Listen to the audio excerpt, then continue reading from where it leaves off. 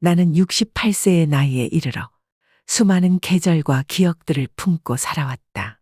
내 인생은 한 권의 두꺼운 소설과도 같아서 젊은 날의 설렘과 그 뒤에 찾아온 쓸쓸한 외로움 그리고 숨겨진 비밀들이 마치 어둠 속에 감춰진 보석처럼 반짝이고 있다.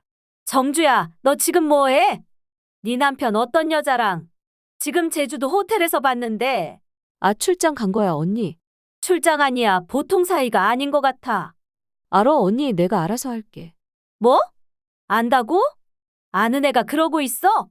내가 걸어온 길은 결코 평탄치 않았지만 그 모든 경험들이 지금의 나를 만들었다는 사실에 오늘도 나는 묵묵히 고개를 들어본다. 어린 시절 나는 가족 속에서 사랑받으며 자랐다. 형제들 사이에서 아들 둘, 딸 넷, 막내로 태어났다. 웃음소리와 장난기 어린 목소리가 집안을 가득 채웠던 기억이 선명하다. 그러나 시간은 흐르고 모든 것은 변하기 마련이다. 청춘의 문턱을 넘어서며 나는 첫 번째 결혼을 하게 되었지만 그 결혼 생활은 행복의 그림자가 아닌 깊은 슬픔의 시작이 되었다. 그때 나는 아이를 갖지 못하는 현실 앞에서 좌절과 고통을 맛보았다. 매일 반복되는 허전한 집안의 풍경, 밤마다 스스로를 달래려 애쓰던 외로운 시간들 속에서 나는 점차 내 마음 한켠에 깊은 상처를 쌓아갔다. 과연 내 인생은 운명이 정해둔 것인가? 아니면 내가 선택한 길이 이렇게 써진 것인가? 하는 질문은 날마다 내 안에서 메아리쳤다.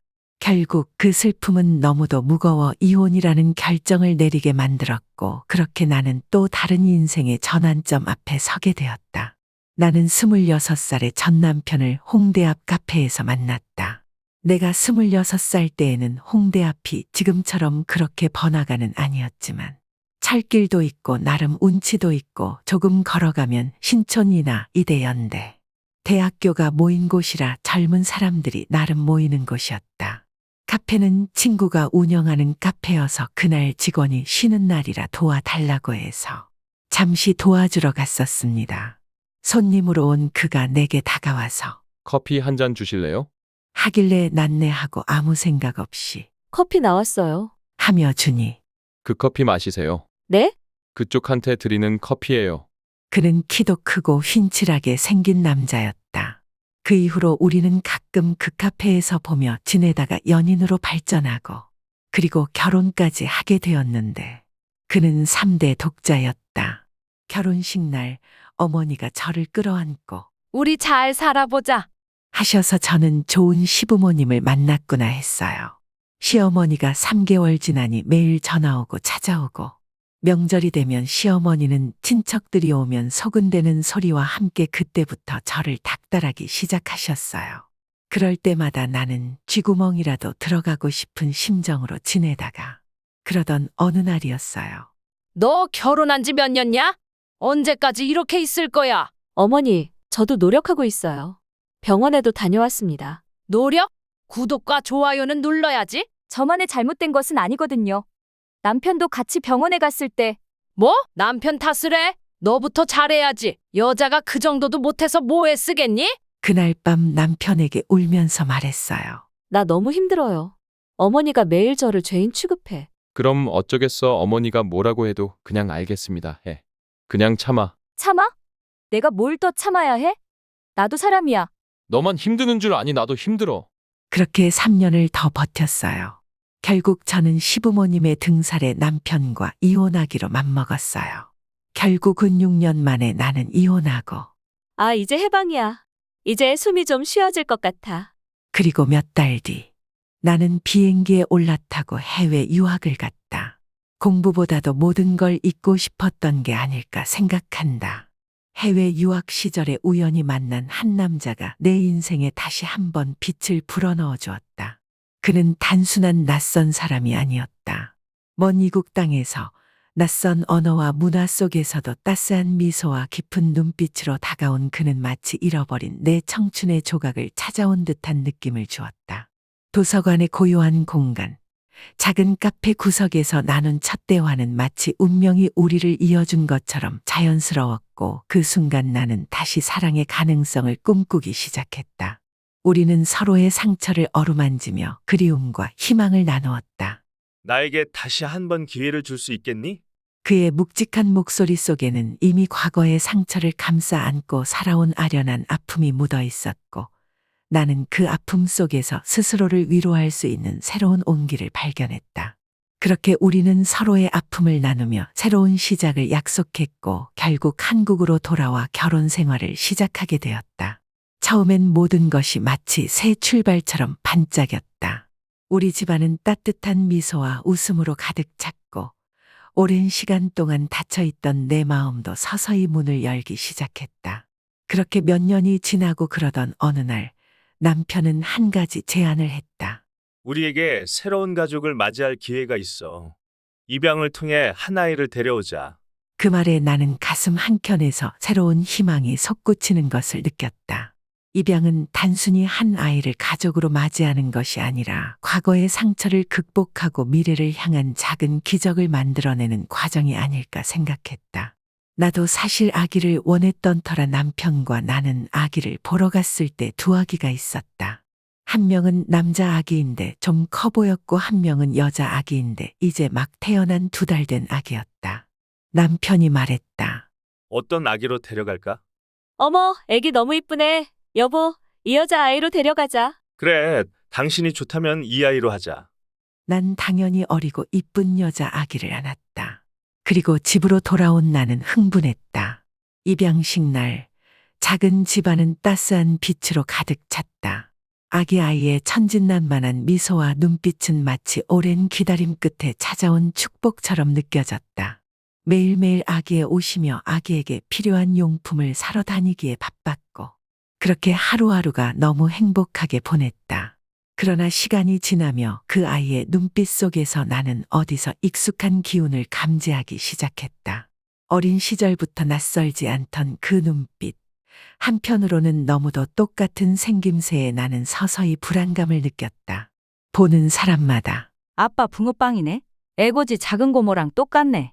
커가면서 아이는 점점 더 아빠를 닮아갔고 나의 의심은 점점 더해갔다. 나는 떨리는 마음으로 유전자 검사를 남편 몰래 했었다. 유전자 검사 결과는 충격적이었다. 단순한 입양의 이야기가 아닌 남편의 피를 잇는 진실을 말해주고 있었다. 내 마음은 한순간에 무너져 내렸다. 그 아이는 내가 상상했던 그 순수한 존재가 아니라 그 충격은 말로 다 표현할 수 없을 만큼 컸고 내 인생은 다시 한번 뒤바뀔 위기에 처하게 되었다. 나는 한동안 아무런 말도 하지 못한 채 깊은 밤 홀로 울음을 터뜨리며 자신을 탓했다. 내가 몰랐던 진실들이 이렇게 드러날 줄이야. 라는 생각과 함께 내 안에 쌓인 분노와 슬픔이 한꺼번에 폭발할 듯했다. 그러나 나는 남편에게 따지지를 못했다. 내가 남편을 너무 사랑하고 있었고 혹시나 내가 따지면 이혼하자고 하면 어떻게 하나 겁도 나기도 하고 이미 아기도 정이 들어 이제 내가 난 아기 같았으니 말이다. 그래 나만 모른 척하고 살면 아무도 모르는 거야. 하며 난 아기를 진짜 열심히 키웠습니다. 비 내리는 어느 밤 나는 남편과 마주 앉아 모든 진실을 폭로하기로 결심했다. 창밖으로 쏟아지는 빗방울 소리와 함께 내 목소리는 떨림 속에 진실을 외치기 시작했다. 왜 이렇게 내게 모든 걸 숨겼던 거야? 내가 당신에게 믿음을 준 것은 사랑 때문이었는데 왜 이중 생활을 계속해온 건데? 그의 눈빛은 그날따라 더욱 깊은 슬픔과 후회의 감정으로 번져갔다. 그는 마치 모든 것을 인정하듯 고개를 숙였고 옛 추억 속에 감춰진 비밀들이 한꺼번에 드러나는 듯했다. 남편은 젊은 시절의 아픈 선택들과 후회 그리고 어쩔 수 없는 운명의 굴레 속에서 살아온 자신의 이야기를 털어놓기 시작했다. 그때 나는 선택의 기로에 서 있었고 내 마음속 깊은 곳에 숨겨진 어둠이 내게 무거운 짐으로 다가왔어. 그의 말 한마디 한마디에는 후회의 기미와 함께 이미 돌이킬 수 없는 과거에 대한 슬픔이 묻어나왔다. 나는 그 말을 들으며 내 안에 밀려오는 분노와 배신감 그리고 동시에 이해할 수 없는 복잡한 감정들에 휩싸였다. 그래, 어차피 당신도 알게 되었으니까 솔직히 다 말할게. 나는 어렸을 때 불장난으로 여자를 만났는데 그 여자가 임신을 했다는 거야. 그래서 우리 집으로 데려와서 아기를 낳고 양가 집에서 결혼 준비를 하고 있었는데 엄마가 돌아가시는 바람에 나는 재산 받은 거를 여자에게 다 주고 유학길로 올랐던 거야. 근데 그 여자를 몇 년 후에 나와서 찾아보니 아기를 입양 보냈다는데 찾을 길이 없었어. 그리고 난 다시 외국으로 갔다가 당신을 만난 거야. 나도 혼인신고는 안 했지만 한 번의 아픔이 있었고 당신을 만나고 놓치고 싶지 않았어. 그런데 당신과 결혼을 한국에 왔을 때 몇 년 뒤 우연히 그 여자를 만났는데 같이 술을 한 잔 먹었어. 근데 아침에 눈을 뜨니 그 여자랑 자고 있는 거야. 그리고 몇 달 뒤 전화가 와서 임신을 했다고 하는 거야. 차마 당신한테는 알릴 수가 없었어. 그래서 말했지. 애를 우리 주고 외국으로 가라. 그래서 그렇게 하기로 했었어. 미안해. 당신한테 속이려고 속인 건 아니었어. 그날 밤 집안의 어둠 속에서 나는 오랜 시간 동안 혼자 앉아 있었다. 내 안에 쌓인 상처와 배신감, 그리고 그로 인해 무너진 내 자존심은 한순간에 모든 것을 무너뜨릴 것만 같았습니다. 하지만 그 어둠 속에서도 나는 한 줄기 빛을 찾아내고자 애썼습니다. 이 모든 고통이 언젠가는 나를 더욱 강하게 만들어줄 것이라면 지금의 아픔도 결국 지나가리라. 그렇게 나는 차가운 바람이 스치는 창가에 앉아 흐르는 빗물을 바라보며 내면의 목소리에 귀 기울였습니다. 새벽이 다가오기 전 고요한 새벽녘의 차가운 공기 속에서 나는 스스로에게 다짐했습니다. 나는 이제 더 이상 과거에 머무르지 않을 거야. 내 상처와 배신, 그리고 그 모든 고통 속에서도 나 자신을 찾아내고 내 인생의 주인공으로 다시 태어날 것이다. 그 다짐은 마치 얼어붙은 내 마음에 서서히 녹아내리듯 새로운 시작에 대한 희망을 심어주었습니다. 시간이 흐르며 아침 햇살이 창문을 뚫고 들어오던 어느 날, 나는 내 인생의 새로운 장을 열 결심을 굳혔습니다. 밝은 햇살 속에서 내 얼굴에 스미는 따스한 온기를 느끼며 나는 조용히 입을 열었습니다. 내 인생의 마지막 장은 아직 쓰여지지 않았다. 앞으로 펼쳐질 새로운 이야기 속에서 나는 나 자신을 잃지 않을 거야. 그 말 한마디에는 과거의 모든 상처와 배신을 딛고 앞으로 나아가겠다는 굳은 의지가 담겨 있었습니다. 그리고 아이가 커가는 모습을 보며 그 뒤로 우리는 아무 일도 없듯이 남편은 열심히 일을 했고 난 아이를 단 한순간도 내 아이가 아니라는 생각을 해본 적 없이 온 힘을 다해 키웠어요. 물론 아이도 아직까지 내가 친엄마인 줄 알고 있죠. 하지만 내 마음 한구석에는 아직 풀리지 않은 미스터리가 자리 잡고 있었습니다. 남편의 과거, 그가 젊은 시절 감추었던 또 다른 비밀은 여전히 내게 무거운 그림자로 남아 있었습니다. 집안 곳곳에 숨겨진 오래된 서류와 우연히 마주친 낡은 사진 한 장 한 장은 그 미스터리의 조각들이었고 나는 그 조각들을 맞추어 하나의 전체 그림으로 만들어 가고자 애썼습니다. 그러던 어느 날 또 다른 충격적인 사실이 또다시 내 앞에 나타났다. 남편의 숨겨진 과거에 관한 소문은 오래전부터 내 귀에 맴돌던 것이었다. 남편은 젊은 시절부터 두 집 살림을 해왔다는 이야기가 돌았고 그 비밀은 결국 내가 직접 확인해야만 할 정도로 심각한 문제로 다가왔지만 나는 애써 외면했었다. 지금의 나의 가정을 지키려고 난 무던히도 애를 썼고 이런저런 소문이 있어도 난 귀를 닫았었다. 그러던 중 어느 날 한적한 거리의 카페에서 우연히 마주친 한 옛 친구의 한마디가 내 마음을 더욱 혼란스럽게 만들었습니다. 너도 알고 있겠지만 너희 남편의 과거에 관한 이야기는 오랜 시간 동안 사람들 사이에서 말이 많았어. 그 비밀은 단순한 입양 아이의 문제가 아니라더라. 네가 좀 더 알아보는 게 어떻겠니?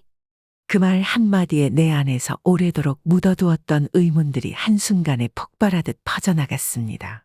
이 모든 사건들이 겹치며 나는 내 인생의 선택들이 단순히 우연이 아니라 필연적으로 맞닥뜨린 숙명이었음을 깨달았습니다. 사랑과 배신, 희망과 절망 속에서 나는 점차 내 자신을 돌아보게 되었고 과거의 상처들이 내게 준 의미를 다시 한번 생각하게 되었습니다. 그 상처들은 결국 나를 단련시킨 시간의 흔적이었고 앞으로 나아갈 발판이 되어줄 것임을 믿었었는데 또다시 이런 일이 생길 거라고는 상상을 못했었습니다.